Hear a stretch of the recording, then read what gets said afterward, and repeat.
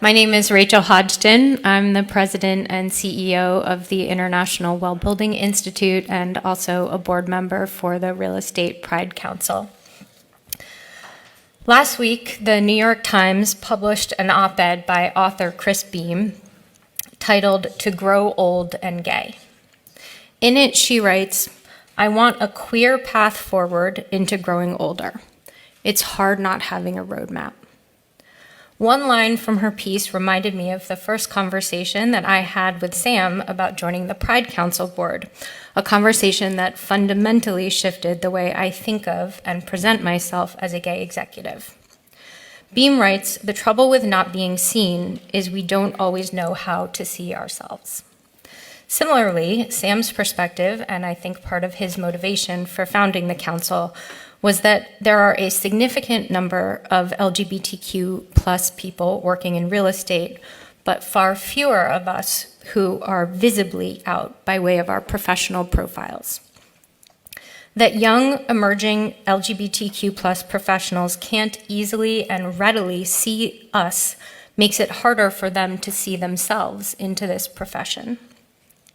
By not publicly linking our professional identities to our LGBTQ identities, we miss an opportunity to help others imagine a roadmap for themselves. I've been out to my family, my friends, my bosses, and my colleagues for my entire career, but save a mention as one of DC's most eligible singles, my sexuality at that point wasn't Googleable. It definitely wasn't a part of my professional profile. My gayness wasn't mentioned in my bio, and I didn't make mention of being a lesbian on my LinkedIn. But my conversation with Sam actually changed all of that. In November of 2020, I became CEO of IWBI, and in that same month, I married my wife.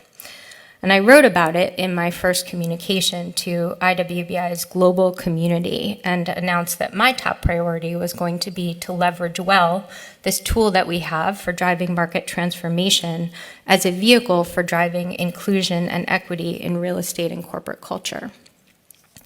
I suppose you could say that that was essentially my first time coming out to a good portion of our community. And I ended up hearing from dozens upon dozens of people congratulating me on my life event, but also from parents who thanked me. They thanked me just for sharing their story as parents of LGBTQ plus children.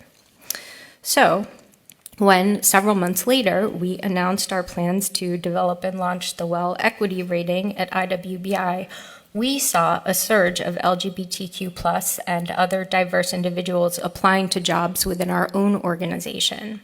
And so just as Sam had envisioned, simply being out as a gay CEO actually attracted new talent to my organization and sparked dialogue in the industry. There are many ways to cultivate a culture of inclusion and increased diversity in organizations and in our sector. And at IWBI, we spent the last several years researching that intensively. So if you want more information on all of the research that backs those strategies and the strategies themselves, you can visit wearewell.com. But one of the most profound acts for those of us who bring that diversity to the table is simply to make ourselves seen and heard, especially those of us who find ourselves in positions of power. And I think that was why today's program was so powerful. I don't think I've ever been to an LGBTQ event in which LGBTQ people were invited to speak about anything other than LGBTQ things.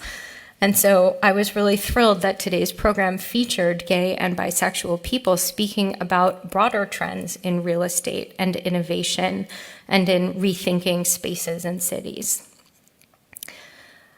I also really loved that there were people who were speaking about LGBTQ things, telling their own stories, making those things more accessible to the rest of us, talking about LGBTQ senior housing, something that's so desperately needed as none of us are getting any younger. I also really enjoyed Mitch Rudin's comments today on authenticity, on access, and on the power of affinity groups and allyship to create welcoming environments where people can feel comfortable and empowered to be themselves.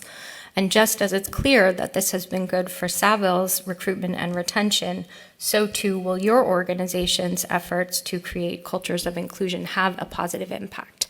And I know that because 76% of job candidates are seeking diverse companies. My organization, IWBI, recently teamed up with the Harris Poll to conduct a national poll on the state of the workforce, and we found that 78% of employees say their company's commitment to DEI is an important part of their job satisfaction. And yet, only 38% of the Fortune 200 include diversity and inclusion metrics in their ESG reporting. Sorry, that's 38% of the Fortune 2000. So out of 7,600 board members of Fortune 1000 companies, can you imagine that only 58 of them have come out as LGBTQ+? As for the numbers of LGBTQ+ individuals working inside of those companies, it's impossible to say because most companies simply don't ask. And even when they do, many of us don't tell for fear of the consequences. So I think events like this one are vitally important for helping to make what is often invisible visible by inviting all of us, both speakers and attendees, to bring our full selves to the table. I could summarize what we've all heard today, and indeed that was my assignment from Professor Chandon. But at the risk of flunking that assignment, and given all that we've heard today and who we've heard from, I want to focus on where we go from here and what we do differently. Because I think that the mark of any great event is whether people leave that event challenged and inspired to think and act differently. And so the question is, what will you do differently? And I have some thoughts. If you are an LGBTQ+ real estate professional, consider how you might be more out. Consider how you might be more visible. As Michael said, find your tribe. Join an affinity group or a professional network, like the Real Estate Pride Council, perhaps. Highlight your participation in public platforms and in public forums. Make yourself seen within your own organization. If it doesn't report on LGBTQ demographics as part of its annual reporting, encourage it and encourage your LGBTQ colleagues to join you in being counted. As my friend Todd Sears, who is the founder and CEO of Out Leadership, says, data is just the start. Numbers don't tell the story, humans do. So consider being a bit more human at work. As James Repking modeled this afternoon, incorporate your personal story into your professional one. Or, as Michael Samuelian did, gently challenge the status quo. Ask about same-sex partner benefits. Or, as Chris Fraley does, find a way to slyly mention your husband in your interview and see if it evokes the homophobic twitch. But seriously, whether you are an established executive or an emerging professional, ask questions in the interview and onboarding process. Do you have an LGBTQ representation on your board? Do you have a wage equity policy? Can I connect with your chief diversity officer? Can you share a list of staff affinity groups and charitable organizations that you contribute to? You'd be surprised how much that signaling really matters. If it's just one person asking the question, it's just one person asking the question. But when 10 people ask that question, that's a movement. In the final panel that we just heard from, Michael Briggs mentioned the headwinds against LGBTQ+ inclusion.